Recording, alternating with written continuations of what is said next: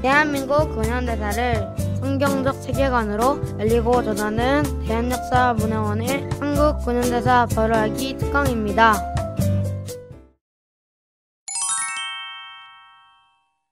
조선에 온 선교사 네 번째 이야기, 질병의 멍에를 끊어준 의료 선교사 이야기를 이어가 보겠습니다. 소주제를 이렇게 정해봤습니다. 객과 고아와 과부를 섬기라. 하나님께서는 이스라엘 백성들에게 객과 고아, 과부를 돌보라고 명령하셨습니다. 성경에서 말하는 객과 고아 그리고 과부는 소외되고 스스로 설 수 없어 도움이 필요한 모든 이들을 통틀어 이르는 말입니다. 그렇다면 조선의 객과 고아, 과부는 누구였을까요? 여인들, 천한 신분에 속한 이들, 병든 자, 그리고 장애인들, 이들이었을 것입니다. 선교사들은 하나님의 말씀에 순종하여 조선에 와서 핍박받는 자, 소외된 자, 병든 자들을 섬기는 일에 모든 것을 바쳐 헌신했습니다. 조선은 가정을 보호하고 여성들을 보호한다는 명목 아래 여성들을 남의 눈에 띄지 않게 격리해야 한다는 괴상한 관습이 있었습니다. 그래서 조선의 여인들은 대중 앞에 나서지 못하고 부모의 보호를 받고 살다가 결혼하면 다시 남편 집에 갇혀 지내는 신세였습니다. 헤론 선교사가 제중원의 원장이 되면서 여성들의 진료를 위해 여의사를 초빙하여 부인과를 개설했지만 제중원 의사의 대부분이 남성이다 보니 조선 여성들이 제중원에서 치료받는다는 것은 쉬운 일이 아니었습니다. 왜냐하면 남자 의사가 많은 제중원에서 진료를 받는다면 내외도 모르는 짐승 취급을 받았기 때문이죠.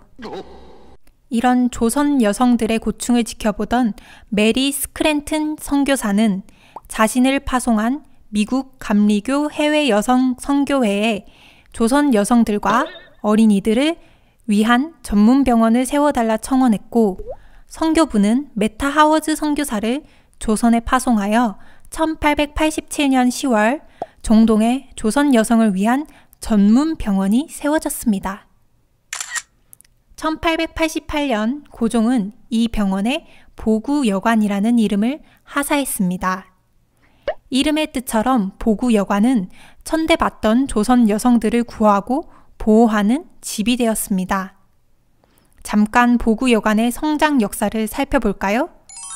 1887년 10월 31일 메타 하워즈가 정동에서 처음 여성 환자 진료를 시작한 이래 로제타 셔우드 홀, 메리 커틀러, 릴리안 해리스, 엠마 언스버거, 바게스터, 아만다 힐만 등 많은 여성 의사들이 조선 여성과 어린이 진료에 힘쓰며 조선의 객과 고아, 과부된 이들에게 질병으로부터 자유를 선물했습니다.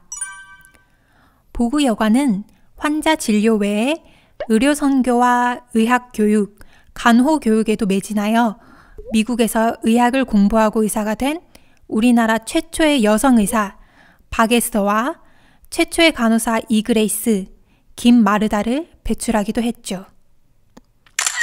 정동에서 시작된 보구여관은 1913년까지 진료실, 수술실, 약제실, 입원실을 갖추고 어엿한 병원의 기능을 수행하였습니다. 1892년 동대문에 보구여관의 분원인 볼드윈 진료소가 설립되었고 1912년 이 자리에 동대문 부인병원이라고 불리던 릴리안 해리스 기념병원을 신축하여 1913년에 보구여관과 완전히 통합하였습니다. 동대문 부인병원은 해방 이후 이화여자대학교 의과대학 부속병원이 되었고 2008년 이대 목동병원과 통합되었습니다. 다시 보구여관의 시작으로 돌아가서 이야기를 해볼까요? 메타 하워즈 선교사는 보구여관에서 수많은 조선 여성과 어린이를 치료했습니다. 그렇게 밤낮을 가리지 않고 환자를 돌보던 메타 하워즈 선교사는 1889년 건강이 악화되어 조선을 떠나지 않을 수 없었습니다. 그리고 그들을 이은 보구 여관의 여의사가 로제타 셔우드 홀 선교사입니다. 1890년 10월 13일 제물포에 로제타 셔우드 선교사가 도착했을 때 그녀는 아직 홀이라는 성을 쓰지 않을 때였습니다. 홀은 결혼 후 가지게 된 성이죠. 그녀는 미국 감리교 해외 여성 선교회의 파송을 받은 의료 선교사였습니다. 로제타 셔우드 선교사는 서울에 도착한 다음 날인 10월 14일 바로 첫 진료를 시작했습니다. 로제타 셔우드 선교사는 진료를 시작하고 3년 동안 1,400가지나 되는 질병을 치료했다고 합니다. 그녀에게 치료받으러 오는 환자의 대부분은 신분이 낮은 여인과 아이들이었습니다. 신분이 높은 여인들은 대낮에 거리를 돌아다닐 수 없었기 때문이라고 하네요. 그래서 로제타 선교사는 직접 왕진을 다니며 그녀들을 치료했고 밤에도 병원을 열어 모든 신분의 여성들이 치료받으러 올 수 있도록 해주었습니다. 로제타 선교사의 사역 초반에 아주 유명한 일화가 있습니다. 어느 날 화상으로 손가락 3개가 손바닥에 붙은 16살 소녀가 찾아왔습니다.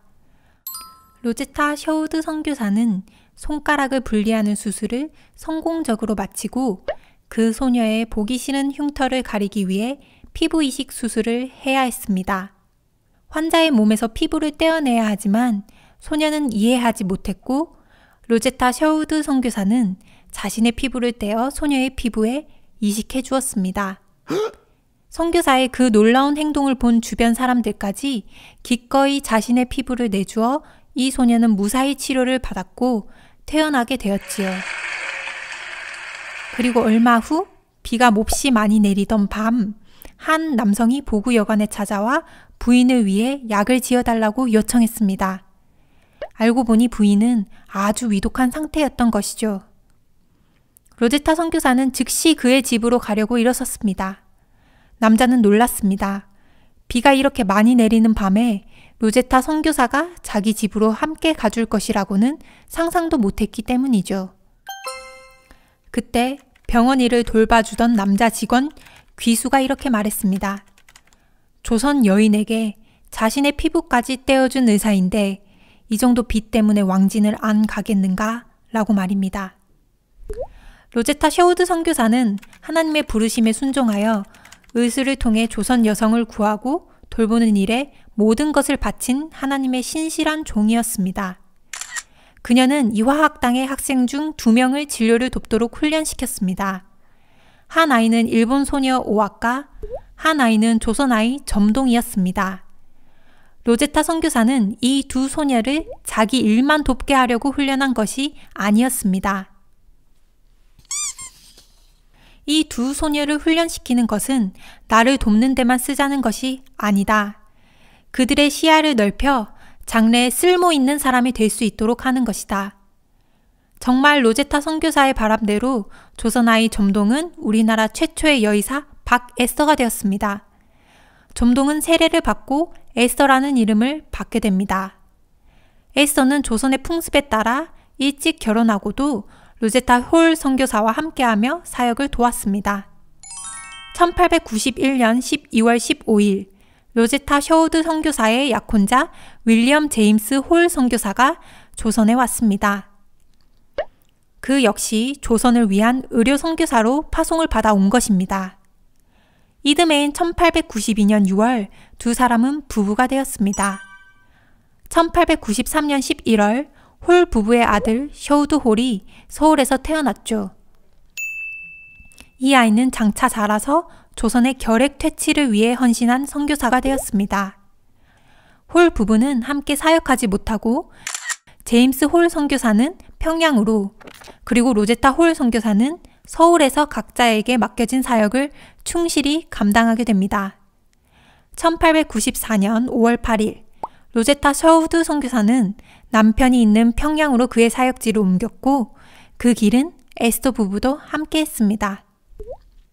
사실 당시의 평양은 외국인들이 거주하기에는 너무나 위험한 곳이었지만 홀 부부와 에스더 부부는 담대하게 주님의 인도하심을 따라 평양으로 갔습니다. 이때부터 로제타 홀 선교사는 조선의 또 다른 객과 고아, 과부였던 시각장애인들을 위한 사역을 꿈꾸게 되었습니다. 당시 조선의 장애인은 쓸모없는 물건 취급을 당했습니다. 로제타 셔우드 홀의 환자 중에도 특별히 시각장애인, 청각장애인, 그리고 말을 못하는 환자들이 많았습니다. 시각장애인의 경우 부모가 돈이 있다면 훈련을 시켜 무당이 되거나 점을 치는 삶을 살았습니다. 그렇지 못한 이들은 쓸모없는 물건 취급을 당하며 소외당하다가 잘 먹지도 못하고 결국 걷는 곳조차 어려울 지경까지 이르게 되어 죽어갔습니다. 로제타 홀 선교사는 시각장애인의 처지를 안타까워하다가 자신이 어린 시절 점자를 배운 기억을 되살려 한글 점자를 개발하여 그들을 돕기 원했습니다. 마침 제임스 홀 선교사를 돕던 오석형의 딸 복례가 시각장애인이라는 것을 알게 되었고 로제타 홀 선교사는 기름종이에 바늘로 점자를 만들어 복례를 가르치기 시작했습니다. 바로 저 사진에 나오는 집에서 그 교육이 시작되었죠. 그러나 안타깝게도 청일전쟁이 시작되면서 한 달여 만에 홀 가족과 그리고 에스터 부부는 서울로 돌아와야 했습니다. 1894년 10월 1일 윌리엄 홀 선교사는 다시 평양으로 돌아갔습니다. 청일전쟁 중 평양에서 큰 전투가 있었고 그 후 평양에 전염병이 돌고 부상자들이 넘쳐났기 때문에 홀 선교사는 그들을 치료하기 위해 평양으로 갔던 것입니다.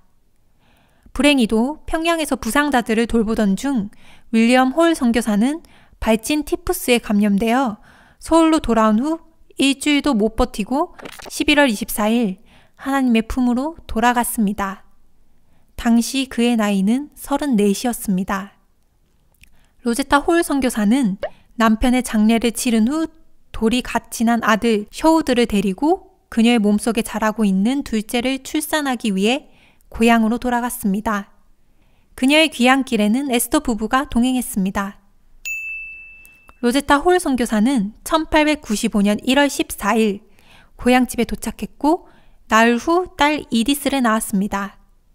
그리고 로제타 홀 선교사는 두 아이를 데리고 평양으로 돌아올 준비를 했습니다. 로제타 홀 선교사는 평양으로 돌아올 준비를 하면서 두 가지를 마음에 품었습니다. 평양의 남편을 기념하는 기홀병원을 짓는 것과 한글 점자를 개발하는 것이었죠. 그래서 그녀는 한글 점자 개발을 위해 체계적인 공부를 했고 2년 뒤인 1897년 11월 두 아이와 함께 조선으로 돌아왔습니다. 그 무렵 박에스더는 미국 볼티모어 여자의과대학, 지금의 존스 홉킨스 의과대학에 입학해 의학을 공부하고 있었습니다. 그녀의 남편 박유사는 그녀의 뒷바라지를 했죠. 1898년 5월 1일 로제타 선교사는 다시 평양에 돌아왔습니다. 그런데 이 질로 딸 이디스를 잃게 되었습니다. 로제타 홀 선교사는 아픔을 잊기 위해 곧바로 진료소를 열었습니다. 개원 직전 평양 감사 부인을 치료해준 덕에 평양 감사는 그 병원에 광해여원이라는 이름을 지어주었고 후에 기홀병원과 광해여원이 통합돼 평양연합기독병원이 되었습니다. 로제타는 이 병원에 이디스를 기념하는 어린이 병동을 추가로 건립했고 이곳에서 시각장애인을 위한 교육도 시작했습니다. 겨울 동안 서울에 머물며 초급 한글 교리서 등을 점자 교재로 만들어 평양에 다시 돌아왔고 오지를 돌며 환자들을 돌봤습니다. 로제타 선교사는 복례를 다시 만나 그녀가 만든 교재로 점자 교육을 시작했고 점자로 성경을 읽게 된 복례는 성경에 자신과 같은 장애인들이 고침을 받는 이야기를 읽으며 감동을 받아 우리나라 최초의 특수 교육교사가 되었습니다. 로제타 선교사의 이 특수 교육은 곧 평양의 소문이 파다해졌고 맹인 소녀들이 몰려들었습니다. 로제타 선교사는 이디스 마가렛 병동에 특별 교실을 열어 이들을 가르쳤고 1903년 평양 여맹학교가 탄생하게 되었습니다. 그 후로 로제타 선교사는 시각장애인뿐만 아니라 말 못하는 이들과 청각장애인까지 받아들여 농아교육을 시작하고 학교 이름을 평양여맹학교에서 평양맹아학교로 바꾸고 장애인을 위한 교육을 발전시켜 조선의 객과 고아, 과부인 이들을 섬긴 특수교육의 어머니였습니다. 로제타 선교사는 여의사를 양성하기 위해 1912년 광해여원 안에 실습을 병행하며 의학 강습반을 열었습니다. 그리고 이들을 의전에 입학시키려 애를 썼으나 세브란스 의전에서조차 여학생 입학을 거부했다고 합니다. 로제타 선교사는 여자 의학 전문학교를 만들기로 하고 한국인 의사들을 설득했습니다. 그리하여 1928년 조선 여자의학 전문학교 창립을 발기한 것입니다. 이 학교가 발전을 거듭하여 현재 고려대학교 의과대학이 되었죠. 잠시 로제타 선교사의 제자이자 자매로서 함께 사역한 박에스터 이야기를 해볼까요? 박에스터는 의학 공부가 끝나갈 무렵인 1900년 폐결핵으로 남편을 잃었습니다. 그리고 몇 주 후 의과대학을 졸업해 한국 최초의 여의사가 되었죠. 엄밀히 말해 남녀를 통틀어 우리나라의 최초 의사가 된 것입니다. 박에스터는 그해 5월 미 감리교 해외 여성 선교회에 의료 선교사로 파송을 받아 고국 조선으로 돌아왔습니다. 그리고 보국 여관에서 평양에서 자신이 누린 자유를 조선 여인들에게 헌신적으로 나누며 봉사하다가 1910년 4월 폐결핵으로 세상을 떠났습니다. 이 일은 홀 선교사의 가족에게 너무나 큰 충격이었고 슬픔이었습니다. 구한말 조선의 또 한 부류의 객과 고아, 과부는 바로 결핵 환자였습니다. 구한말 당시 5명 중 1명이 결핵에 걸렸다고 합니다. 이렇게 많은 사람이 걸리는 병이지만 약도 없고 고칠 방법이 없는 불치병이었습니다.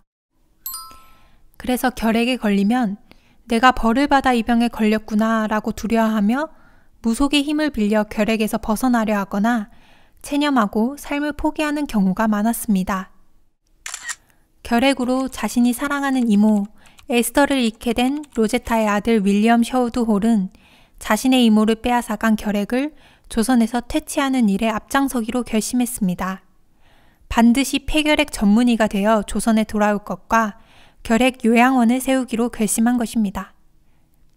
그러나 그는 이 모든 일이 자신의 의지가 아닌 하나님의 인도하심이라는 것을 알고 있었습니다. 윌리엄 셔우드 홀은 서울에 태어나 평양에서 교육을 받고 미국으로 가 대학 과정을 공부했습니다. 그리고 캐나다로 가서 토론토 의과대학을 졸업하고 다시 미국으로 가서 뉴욕 롱아일랜드의 홀츠빌 서퍼크 결핵요양소에서 결핵을 전공한 후 1925년 8월 미국 감리회 의료선교사로 임용되어 1926년 4월 19일 아내 메리언 홀과 함께 조선으로 돌아왔습니다. 셔우드 홀과 메리언 홀 부부는 셔우드 홀의 오랜 소망대로 조선의 결핵 퇴치를 위해 1928년 황해도 해주에 결핵만을 치료하기 위한 해주 구세 요양병원을 세우고 조선 결핵 퇴치를 위해 그들의 젊음을 다 바쳤습니다.